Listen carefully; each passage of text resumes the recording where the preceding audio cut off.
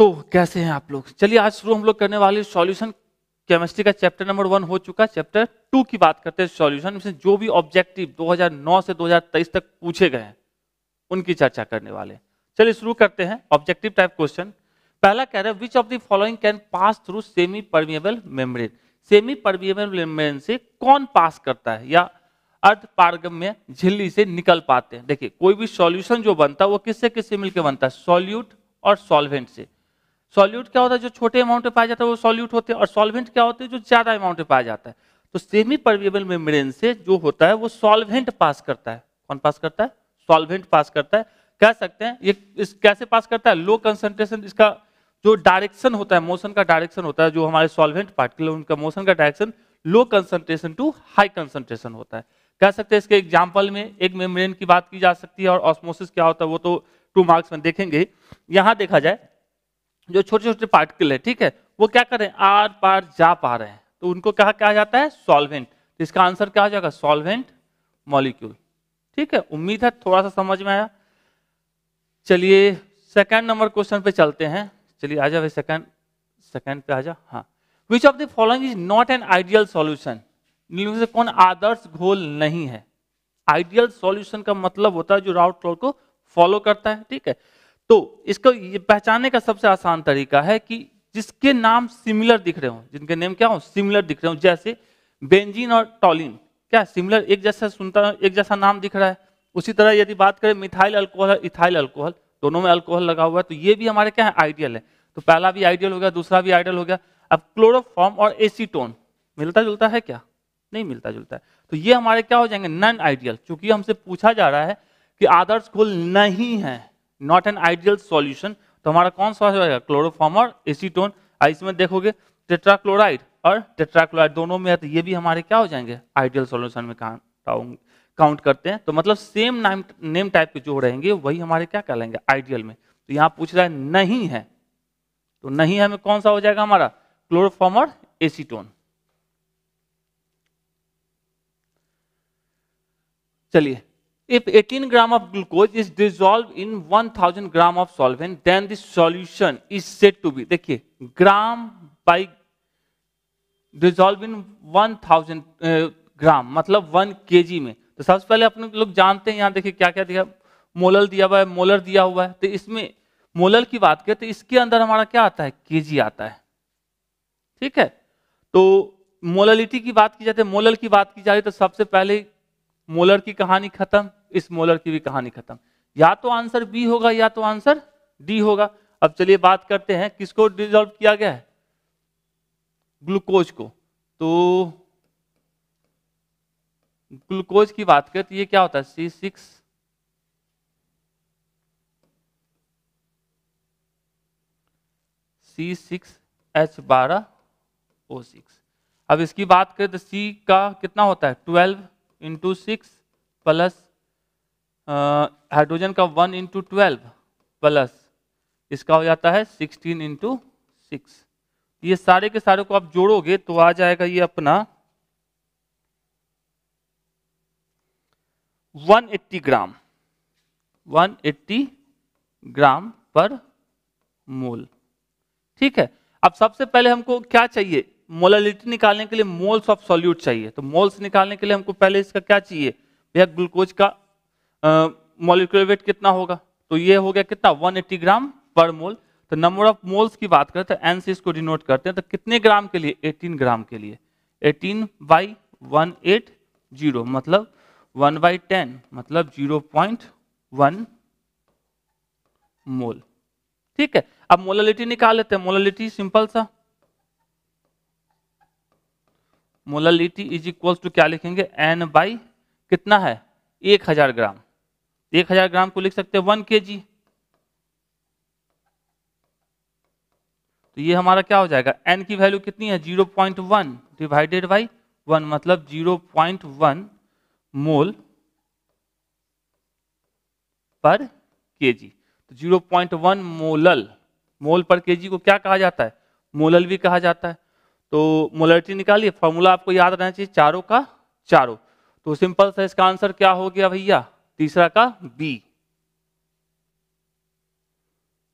Next है which of the following will have highest boiling point, इसमें से किसका बॉइलिंग पॉइंट सबसे ज्यादा है।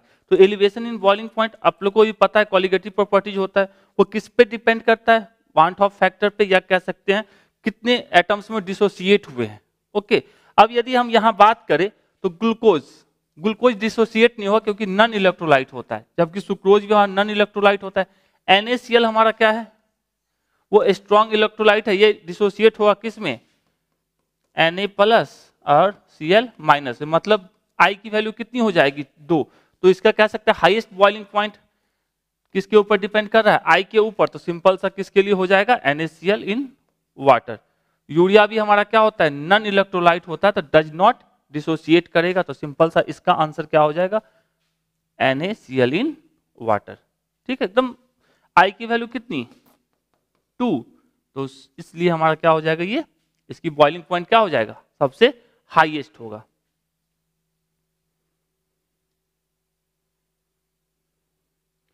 फिफ्थ का है number of moles of solute पर केजी ऑफ सॉल्वेंट। देखिए पर केजी वाला एक ही कहानी आता है, कौन सा होता है, मोलालिटी होता है, moles of solute by mass of solvent. तो ये हमारा क्या हो जाएगा, मोलालिटी, तो हमारा मोलालिटी हो जाएगा। ठीक है, बाकी सब में क्या है, मोल्स है, एक में हमारा सॉल्यूशन है लीटर में, दूसरा हमारा लीटर, तो यहाँ किसमें कह रहा है, पर केजी में कह रहा है, तो पर केजी के लिए हमारा क्या हो जाएगा, मोलालिटी हो जाएगा। पांचवा का बी। छठा, solution which boil at constant temperature without any change in composition is called, उसको कहा था azeotropic mixture. Azeotropic mixture is a mixture of substance that has the same concentration of vapour and fluid phase. Azeotropic mixture क्या होता है, उसका कह सकते हैं कंपोजिशन या कंसंट्रेशन सेम रहता है, चाहे वो फ्लूइड फेज में रहे चाहे वो वेपर फेज में रहे। ठीक है, तो इसका आंसर तो एक लाइन में ये हो जाएगा। अनसैचुरेटेड का मतलब होता है ऐसे सॉल्यूशन जिसमें और कुछ मिलाया जा सकता है, और उसके बाद हमारा सुपर सैचुरेटेड का मतलब क्या होता है, जो एकदम मैक्सिमम लेवल तक पहुंच जा चुका है। और हमारा आइडियल सॉल्यूशन का मतलब होता है जो डाउट लॉ को फॉलो करता है, वो हमारा आइडियल सॉल्यूशन कहलाता है। तो बाकी को भी ध्यान में रखिए, जरूरत पड़ते रहता है, एग्जाम है। कह रहा है which of the following will produce maximum depression of freezing point.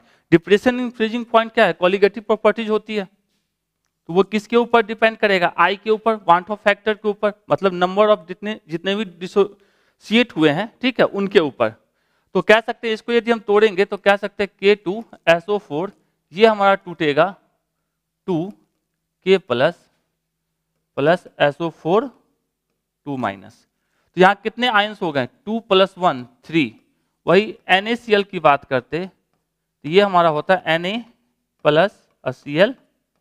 इसमें 2 ही आयन है, और यूरिया और ग्लूकोज तो टूटने से रहा। ओके, तो हम कह सकते हैं सिंपल सा इसका आंसर हमारा क्या हो जाएगा, क्योंकि इसमें 3 है तो मतलब इसमें I की वैल्यू 3 है, इसमें I की वैल्यू कितनी है 2 है, तो ये हमारा क्या हो जाएगा K2SO4 हमारा आंसर हो जाएगा मैक्सिमम केस में, क्योंकि इसमें डिसोसिएशन कितने आयंस में हुआ है, 3 आयंस में हुए हैं। तो I की वैल्यू जितनी ज्यादा, ठीक है, उतना क्या होगा, maximum depression in freezing point होगा, क्योंकि ये कॉलिगेटिव प्रॉपर्टीज होता है, डिपेंड करता है नंबर ऑफ पार्टिकल्स के ऊपर। तो कितने हैं, 3 है, इसमें 2 है, इसलिए 3 के साथ जाएंगे और K2SO4 को लगाएंगे टिक। ठीक है,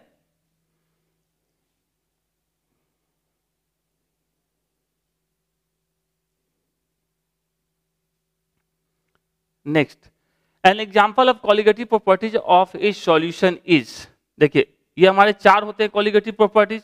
अब डेंसिटी तो होता नहीं है, मास भी होता नहीं है, एलिवेशन ऑफ बॉइलिंग पॉइंट ही होता है और टेम्परेचर नहीं होता है। तो आंसर क्या हो जाएगा, इस चारों को आपको याद रखना है, इसका आंसर क्या हो जाएगा। 2 मार्क्स में तो लिखने के लिए बोला जाता है, तो यहाँ पे याद रखना है।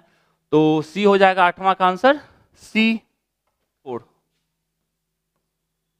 ठीक है, सब कौन सा कह सकते हैं 0.0333 किसमें है, 0.0333 m। तो ये सब सबसे आसान क्वेश्चन है, पाई इक्वल्स टू CRT में C की वैल्यू बी इससे इंडिपेंडेंट होता है। तो सिर्फ टेम्परेचर लीटर मोल पर बी। ठीक है, 2000। तो इतने क्वेश्चंस आपके सॉल्यूशन से पूछे गए थे 2009 से लेके 2023 तक। ठीक है, यदि काम पसंद आया, समझ में आया, तो अपने दोस्तों के साथ शेयर करना, लाइक करना, कमेंट करना जरूरी है। तो कमेंट करके बताइए कैसा लगा। मिलते हैं इसके नेक्स्ट पार्ट में, मतलब 2 मार्क्स वाले क्वेश्चन में जल्दी ही।